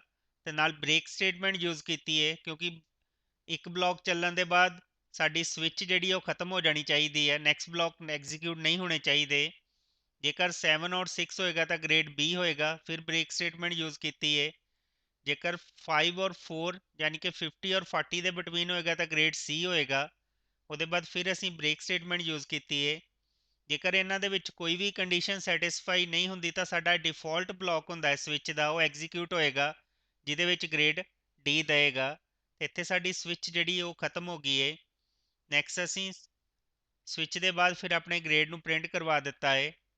ਸੋ ਦੇਖੋ ਇਹਦੇ ਨਾਲ ਪ੍ਰੋਗਰਾਮ ਜਿਹੜਾ ਹੈਗਾ ਹੈ ਇਫ ਦੇ ਨਾਲੋਂ ਥੋੜ੍ਹਾ ਜਿਹਾ ਈਜ਼ੀ ਹੋ ਗਿਆ ਹੈ, ਰੀਡੇਬਿਲਿਟੀ ਵੀ ਜ਼ਿਆਦਾ ਹੋ ਗਈ ਹੈ, ਕੰਪਲੈਕਸਿਟੀ ਜਿਹੜੀ ਪ੍ਰੋਗਰਾਮ ਦੀ ਘਟ ਜਾਏਗੀ। ਇਸ ਪ੍ਰੋਗਰਾਮ ਨੂੰ ਐਗਜ਼ੀਕਿਊਟ ਕਰਕੇ ਦੇਖਦੇ ਹਾਂ। ਸੋ ਸਭ ਤੋਂ ਪਹਿਲਾਂ ਜੇਕਰ ਅਸੀਂ 80 ਤੋਂ ਅਬਵ ਦਿੰਦੇ ਹਾਂ ਤਾਂ ਗ੍ਰੇਡ A ਕਹੇਗਾ।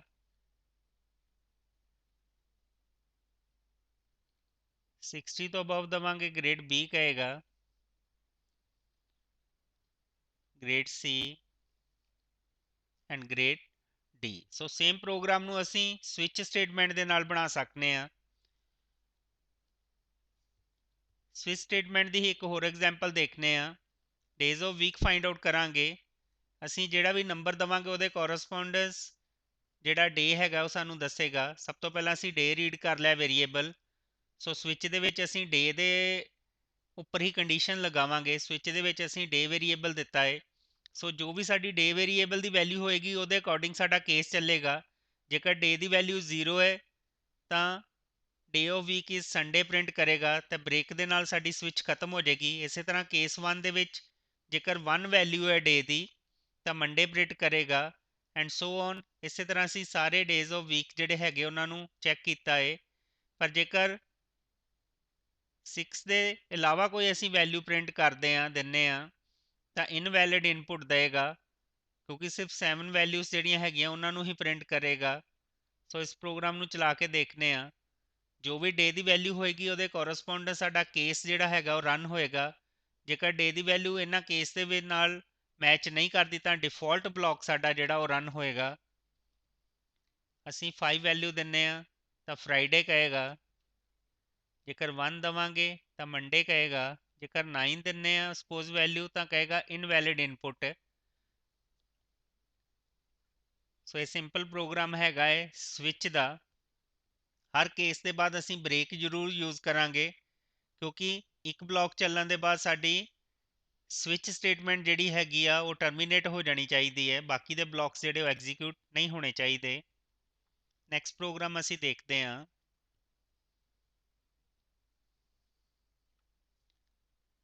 ਇਹ ਵੀ ਸਵਿਚ ਦਾ ਹੀ ਪ੍ਰੋਗਰਾਮ ਹੈਗਾ ਹੈ, ਜਿਹਦੇ ਵਿੱਚ ਅਸੀਂ ਐਕਸਪ੍ਰੈਸ਼ਨ ਨੂੰ ਵੈਲੂਏਟ ਕਰਾਂਗੇ। ਇਹਦੇ ਵਿੱਚ ਅਸੀਂ ਇੱਕ ਆਪਰੈਂਡ ਦਵਾਂਗੇ, ਫਿਰ ਆਪਰੇਟਰ ਐਂਡ ਸੈਕੰਡ ਆਪਰੈਂਡ ਦਵਾਂਗੇ। ਉਹਦੇ ਬੇਸ ਤੇ ਆਟੋਮੈਟਿਕਲੀ ਸਾਡਾ ਰਿਜ਼ਲਟ ਜੋ ਹੈਗਾ ਕੈਲਕੂਲੇਟ ਕਰੇਗਾ। ਅਰਥਮੈਟਿਕ ਆਪਰੇਟਰ ਅਸੀਂ ਇਹਦੇ ਵਿੱਚ ਦੇ ਸਕਦੇ ਹਾਂ, ਯੂਜ਼ ਕਰਾਂਗੇ। ਜਿਸ ਤਰ੍ਹਾਂ ਰਿਜ਼ਲਟ ਦੀ ਡਿਫਾਲਟ ਵੈਲਿਊ ਅਸੀਂ 0 ਲੈ ਕੇ ਚੱਲੀ ਹੈ। ਉਹਦੇ ਬਾਅਦ ਸਵਿਚ ਆਪਰੈਂਡ ਜਿਹੜਾ ਹੈਗਾ ਸਾਡਾ ਆਪਰੇਟਰ ਨੂੰ ਰੀਡ ਕਰੇਗਾ ਓਪੀ ਦੇ ਨਾਲ। ਜੇਕਰ ਅਸੀਂ ਮਾਈਨਸ ਦੀ ਵੈਲਿਊ ਦਿੰਨੇ ਆ ਤਾਂ n1 ਮਾਈਨਸ n2 ਹੋ ਜਾਏਗਾ। ਜੇਕਰ ਪਲੱਸ ਦਿੰਨੇ ਆ ਤਾਂ n1 ਪਲੱਸ n2 ਹੋ ਜਾਏਗਾ।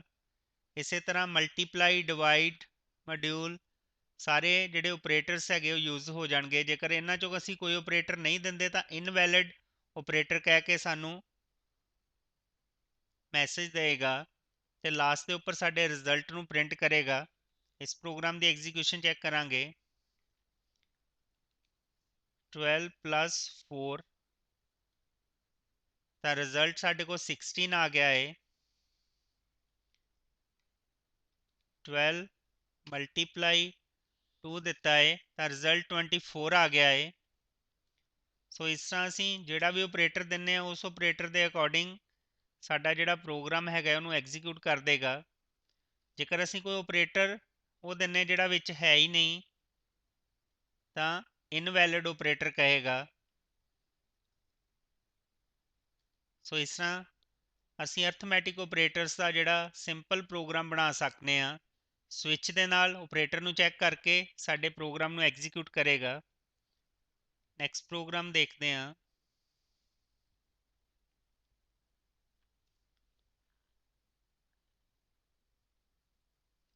ਇਹ ਪ੍ਰੋਗਰਾਮ ਵੈਲੂਏਟ ਕਰੇਗਾ ਏਰੀਆ ਆਫ ਸਰਕਲ ਔਰ ਰੈਕਟੈਂਗਲ ਔਰ ਟਰਾਈਐਂਗਲ। ਸੋ ਅਸੀਂ ਜਿਸ ਤਰ੍ਹਾਂ ਦੀ ਇਨਪੁਟ ਦੇਵਾਂਗੇ ਉਹਦੇ ਬੇਸ ਤੇ ਉੱਪਰ ਸਾਡਾ ਜਿਹੜਾ ਹੈਗਾ ਏਰੀਆ ਕੈਲਕੂਲੇਟ ਕਰਕੇ ਦੇਗਾ। ਸਭ ਤੋਂ ਪਹਿਲਾਂ ਇੱਕ ਨੰਬਰ ਜੇਕਰ ਦੇਵਾਂਗੇ ਤਾਂ ਸਰਕਲ ਦਾ ਕਰੇਗਾ, 2 ਦੇਵਾਂਗੇ ਰੈਕਟੈਂਗਲ ਦਾ ਤਾਂ 3 ਦੇਵਾਂਗੇ ਟਰਾਈਐਂਗਲ ਦਾ।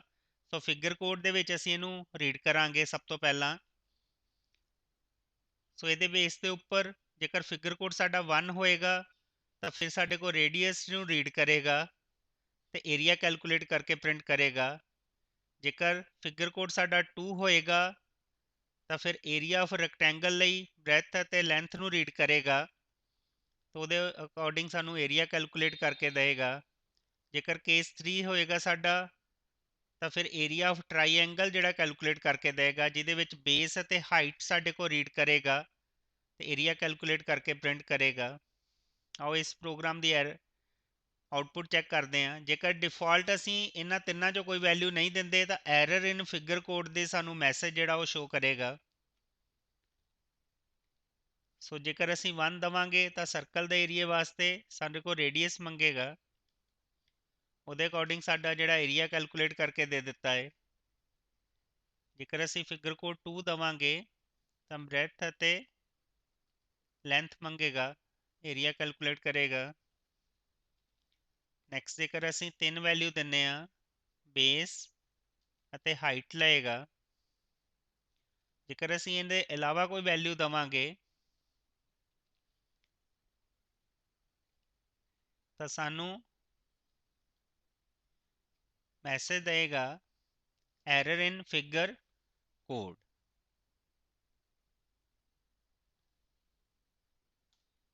ਸੋ ਸਾਡੀ ਆਉਟਪੁੱਟ ਦੇ ਅਕੋਰਡਿੰਗ ਸਾਨੂੰ ਕੈਲਕੂਲੇਟ ਕਰਕੇ ਦੇਗਾ ਵੈਲਿਊਜ਼।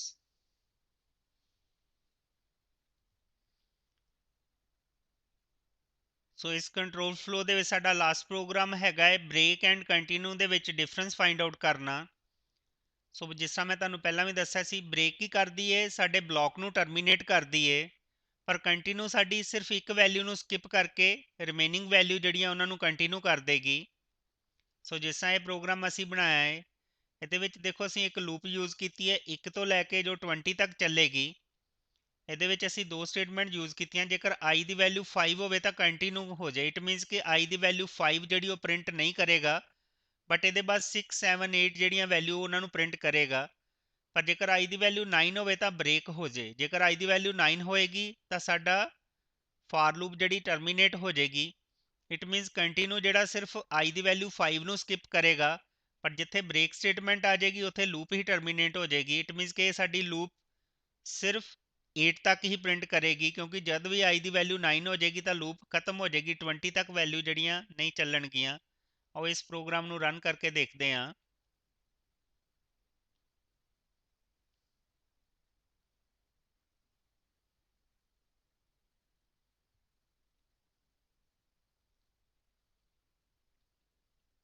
ਸੋ ਦੇਖੋ ਇਸ ਪ੍ਰੋਗਰਾਮ ਦੀ ਆਉਟਪੁੱਟ ਦੇ ਵਿੱਚ i ਦੀ ਵੈਲਿਊ ਪਹਿਲਾਂ 1 ਪ੍ਰਿੰਟ ਕੀਤੀ ਹੈ, ਫਿਰ 2 3 4 ਐਂਡ 5 ਨੂੰ ਸਕਿਪ ਕਰ ਦਿੱਤਾ ਹੈ। ਉਹਦੇ ਬਾਅਦ 6 ਆ ਗਈ ਹੈ, 7 8 ਦੇ ਬਾਅਦ ਸਾਡਾ ਲੂਪ ਜਿਹੜਾ ਟਰਮੀਨੇਟ ਹੋ ਗਿਆ ਹੈ। 5 ਨਹੀਂ ਪ੍ਰਿੰਟ ਕੀਤੀ ਕਿਉਂਕਿ 5 ਦੇ ਕੇਸ ਦੇ ਵਿੱਚ ਅਸੀਂ ਕੰਟੀਨਿਊ ਸਟੇਟਮੈਂਟ ਯੂਜ਼ ਕੀਤੀ ਸੀ ਜੋ ਸਾਡੀ ਇੱਕ ਵੈਲਿਊ ਨੂੰ ਸਕਿਪ ਕਰ ਦੇਗੀ। ਬਟ 9 ਤੇ 8 ਦੇ ਬਾਅਦ ਚ 9 ਤੇ ਆ ਕੇ ਬ੍ਰੇਕ ਹੋ ਗਈ ਹੈ। ਇਟ ਮੀਨਸ ਬ੍ਰੇਕ ਸਾਡੇ ਲੂਪ ਨੂੰ ਹੀ ਟਰਮੀਨੇਟ ਕਰ ਦਿੰਦੀ ਹੈ। ਸੋ ਕੰਟੀਨਿਊ ਸਾਡੀ ਇੱਕ ਵੈਲਿਊ ਸਕਿਪ ਕਰਦੀ ਹੈ, ਬਟ ਬ੍ਰੇਕ ਜਿਹੜੀ ਹੈ ਪੂਰੀ ਬੋਡੀ ਨੂੰ ਟਰਮੀਨੇਟ ਕਰੇਗੀ। ਸੋ ਇਸ ਤਰ੍ਹਾਂ ਅਸੀਂ ਇਹ ਸਾਰੇ ਕੰਟਰੋਲ ਫਲੋ ਦੇ ਜਿਹੜੇ ਪ੍ਰੋਗਰਾਮ ਹੈਗੇ ਉਹਨਾਂ ਨੂੰ ਚਲਾ ਕੇ ਦੇਖ ਸਕਦੇ ਹਾਂ। ਤੁਸੀਂ ਪ੍ਰੈਕਟੀਕਲ ਵੀ ਦੇਖ ਲਿਆ ਹੈ, ਠੀਕ ਹੈ। ਮੈਂ ਆਸ ਕਰਦਾ ਕਿ ਤੁਹਾਨੂੰ ਇਹ ਸਟੇਟਮੈਂਟਸ ਜਿਹੜੀਆਂ ਸਾਰੀਆਂ ਸਮਝ ਲੱਗ ਗਈਆਂ ਹੋਣਗੀਆਂ। ਇਹਦੇ ਵਿੱਚ ਅਸੀਂ different if else switch break continue ਦੇ ਸਾਰੇ ਪ੍ਰੋਗਰਾਮ ਬਣਾ ਕੇ ਦੇਖੇ ਨੇ, ਠੀਕ ਹੈ। ਹੁਣ ਇਹ ਪ੍ਰੋਗਰਾਮ ਤੁਸੀਂ ਖੁਦ ਵੀ ਬਣਾ ਕੇ ਦੇਖੋ ਤੇ ਇਹਦੇ ਵਿੱਚ ਜੇਕਰ ਤੁਹਾਨੂੰ ਕੋਈ ਵੀ ਬੱਚੋ ਮੁਸ਼ਕਲ ਆਉਂਦੀ ਹੈ ਤਾਂ ਤੁਸੀਂ ਕਮੈਂਟ ਸੈਕਸ਼ਨ 'ਚ ਜਾ ਕੇ ਮੈਨੂੰ ਕਮੈਂਟ ਕਰ ਸਕਦੇ ਜੇ। ਸੋ ਥੈਂਕ ਯੂ, ਤੁਸੀਂ ਇਹ ਮੇਰੀ ਵੀਡੀਓ ਵਾਚ ਕੀਤੀ। ਨੈਕਸਟ 6 ਚੈਪਟਰ ਦੀ ਵੀਡੀਓ ਲੈ ਕੇ ਮੈਂ ਬਹੁਤ ਜਲਦ ਤੁਹਾਡੇ ਕੋਲ ਆਵਾਂਗਾ। Thank you.